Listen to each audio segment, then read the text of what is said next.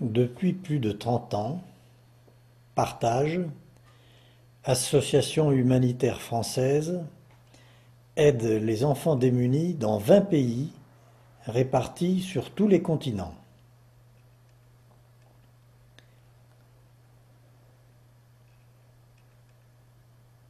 Elle utilise le moyen du parrainage pour faire apporter par des associations locales partenaires des soins aux enfants dans les domaines de l'éducation, de la nutrition et de la santé,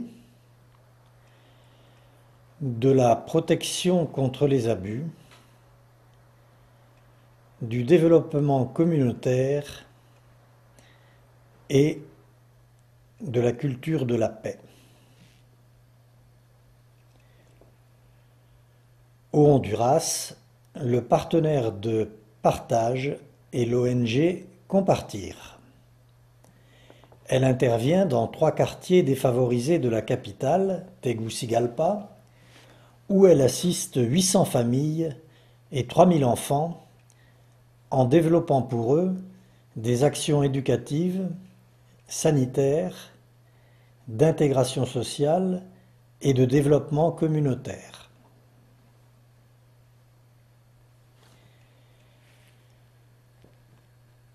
L'Amérique centrale comporte 7 pays entre Mexique et Colombie, du nord-ouest au sud-est, Guatemala, Belize, Salvador, Honduras, Nicaragua, Costa Rica, Panama.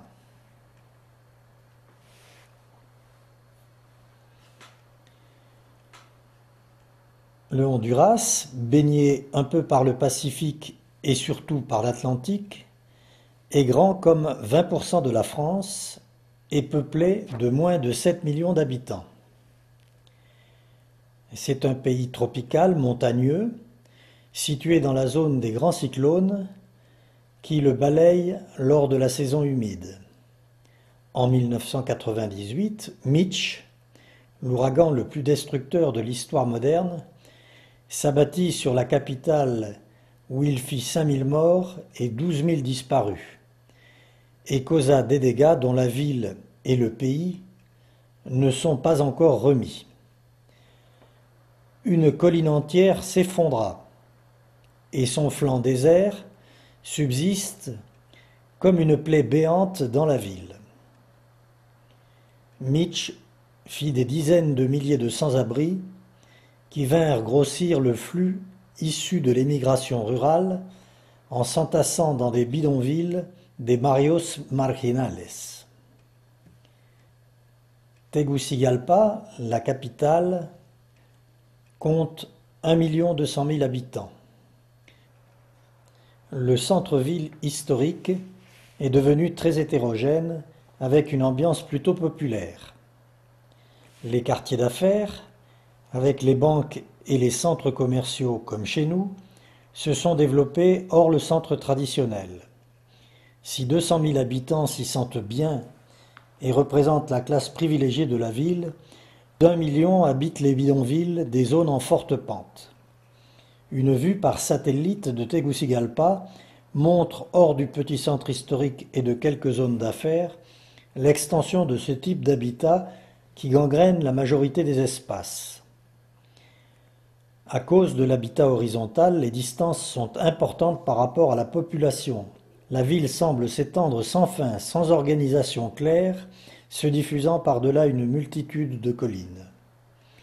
Les barrios marginales, dont s'occupe Compartir, se développent autour d'une rue principale, en partie basse d'un vallon, puis escaladent les collines.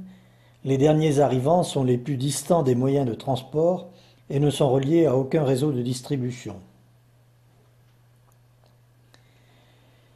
La plupart des familles de ces quartiers disposent de moins de 100 € par mois pour 5 à 10 personnes. La faiblesse des revenus est à l'origine d'une succession de phénomènes en chaîne. L'habitation est précaire.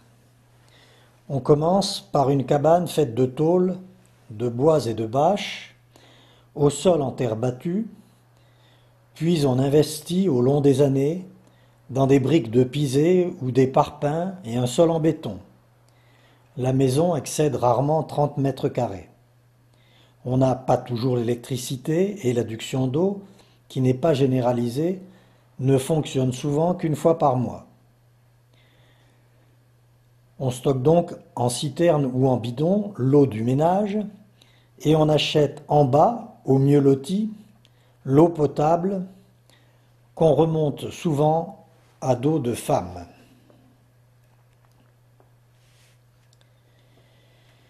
L'exiguïté de l'habitat, le faible niveau économique et culturel favorisent une forte natalité. Plus de 4 enfants par femme en moyenne. Cette natalité renforce la promiscuité. Les générations cohabitent. On est souvent grand-mère à 35 ans. Et s'entraident ou bien se querellent. L'exiguïté de l'habitat est un facteur important de mise à la rue des enfants. Le travail des femmes, souvent chefs de famille, fournit l'essentiel du revenu, ou parfois un complément. Elles préparent des tortillas, galettes de maïs qu'elles ou leurs enfants vendent ensuite en porte-à-porte ou dans la rue. Le revenu net moyen de cette activité est de l'ordre de 2 € par jour. Mais les enfants sont dans la rue, soit parce que leur mère est partie vendre, soit pour y vendre eux-mêmes. L'alimentation est souvent médiocre et beaucoup d'enfants présentent des signes de malnutrition ou des retards de croissance.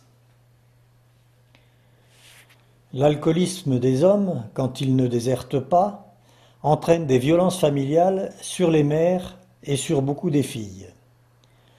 Le sida est venu aggraver la situation avec un taux de prévalence élevé. Il n'y a pas de travail sur place et peu en ville, avec des moyens de transport difficiles d'accès.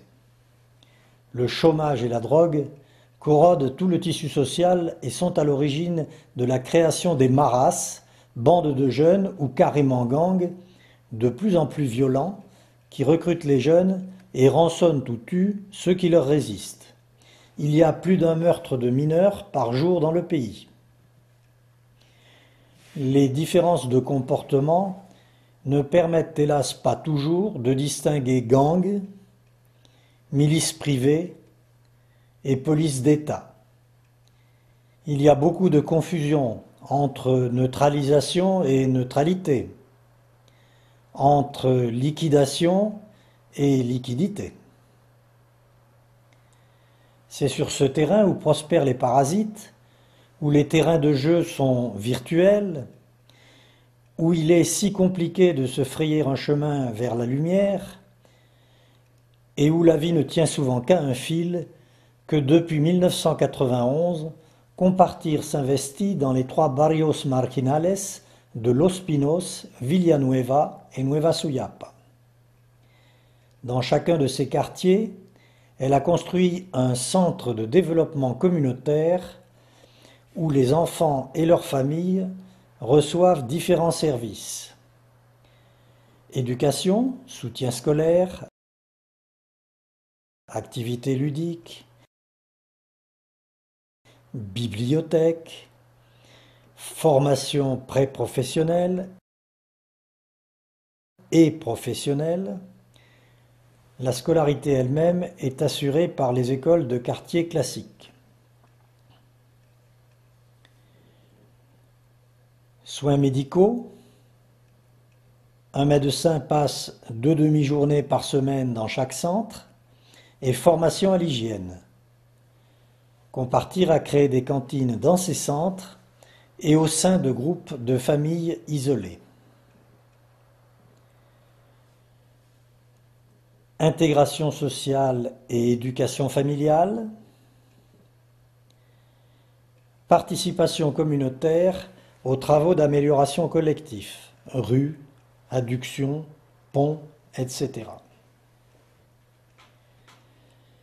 En février 2006, un groupe de parrains de toutes les régions de France est venu comme étaient déjà venus plusieurs autres groupes, pour faire la connaissance de leurs filleuls et de leurs familles, rencontrer les responsables et les éducateurs de Compartir, comprendre son fonctionnement et découvrir ce pays lointain et méconnu.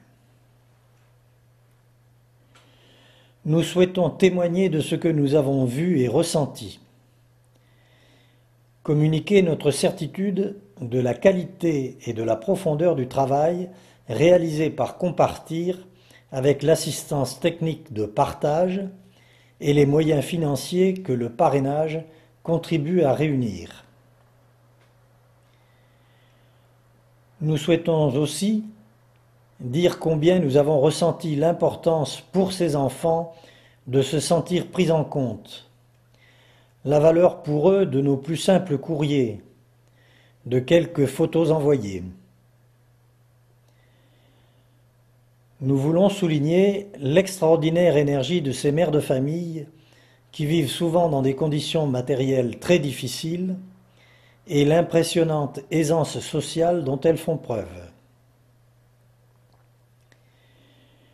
Nous avons vécu des moments d'intense émotion, de découverte, de cadeaux réciproques. Les enfants avaient décoré leur maison et les centres de Compartir. Ils avaient préparé 1000 petits cadeaux et des spectacles. Nous avons vu beaucoup de leurs visages rayonnants, mais aussi de nombreux autres empreints d'une grande tristesse, pour certains parce que leur parrain n'était pas là, ou parce qu'ils n'avaient pas de parrain, ou pour d'autres, à l'évidence, à cause de blessures très profondes.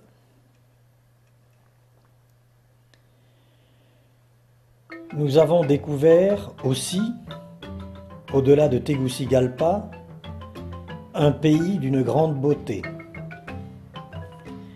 Le pays des indigènes Lenca, les habitants initiaux du pays dont nous avons apprécié les paysages, les bains thermaux, les artisans et les fêtes.